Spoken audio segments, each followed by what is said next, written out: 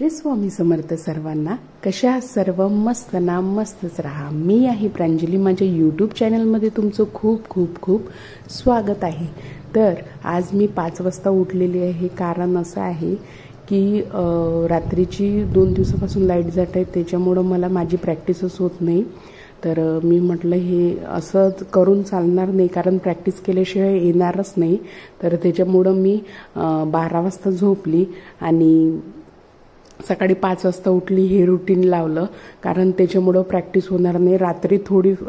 रात्री एक वेळा आणि सकाळी एक वेळा आणि मॅम घेते तिथे एक वेळा, म्हणजे अशी 3 वेळा तरी झाली पाहिजे एक हेअरस्टाईल, तेव्हा आपल्याला प्रॉपरली समजते। तर फायनली मी 5 वाजता उठलेली आहे। माझं सकाळचं ड्रिंक घेऊन घेते। थोडं काम आवरलेलं आहे, बाहेरची रांगोळी वगैरे, तर प्रॅक्टिसला लागते मी। तर चला पूर्ण व्हिडिओ बघा माझा। तर मॅमनी क्रिम्पिंग करून आणायला सांगितली होती डमीवरती, तर ते रात्रीच मी क्रिम्पिंग करून घेतली, कारण रात्री 12 वाजता लाईट आली। तर थोडीफार म्हणजे पूर्ण क्रिम्पिंग करून घेतली आणि सकाळी आता डमीवर मी हेअरस्टाईल करून घेते आणि त्यानंतर माझा टिफिन वगैरे तयार झालेला आहे। पराठे वगैरे करून घेतले आणि मग मी म्हटलं डमीवरती हेअरस्टाईल नाही करायला सांगितली कर्लीवाली, तर मी म्हटलं चला, तर मी म्हटलं आहे ना स्वीटी, तर तिच्यावरच करते मी। तर तिला मी आज छान अशी हेअरस्टाईल करून दिली, ती पण खुश झाली। तर तुम्ही पुढं बघा की कशी दिसते। तर ती म्हणजे रिअली एक सांगते ना, हेअरस्टाईल केली ना तर पूर्ण लुकच चेंज होऊन जाते, म्हणजे फेसच खूप छान दिसते। मला अनुभव आहे, कारण मॅडमनी माझ्यावरती हेअरस्टाईल केली तर पूर्ण लुकच चेंज होऊन गेलं, म्हणजे न मेकअप करता। आणि जे हेअरस्टाईल करत आहे ना मी इथून इकडे, नो स्प्रे, म्हणजे स्प्रेचाच यूज केला नाही, फक्त जे क्रिएटिव्हिटी आहे ना ते फक्त त्यामध्ये टाकलेली आहे, नो स्प्रे काहीच नाही केलेलं आहे। तरी पण इतकी सुंदर, म्हणजे खरं सांगू ना मॅम एवढ्या सुंदर शिकवतात ना की म्हणजे सोप्यातले सोपी, नाही कळलं ना ते 2 नाही 10 वेळा सांगतात। मी माझ्यावरून सांगते, तर खूप छान पद्धत आहे त्यांची शिकवण्याची आणि खूप नवीन नवीन जे ट्रेंडिंगच आहे ते शिकवत आहे आम्हाला आणि खूप छान वाटत आहे।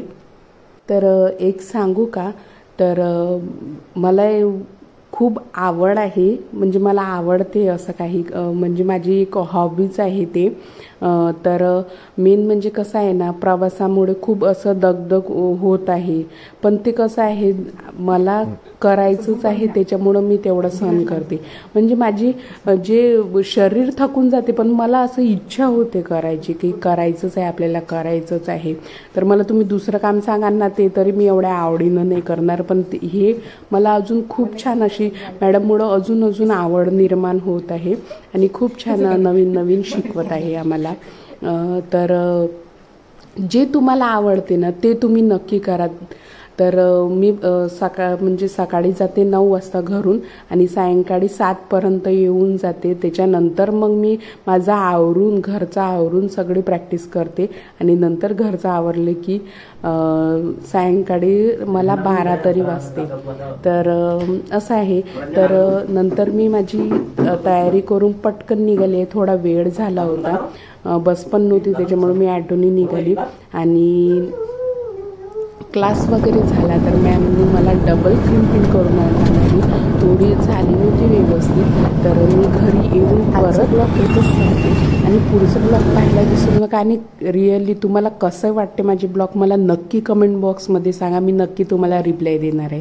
तर चला पुढच्या ब्लॉगमध्ये आपण नक्की भेटू। श्री स्वामी समर्थ सर्वांना। काळजी घ्या सर्वांची।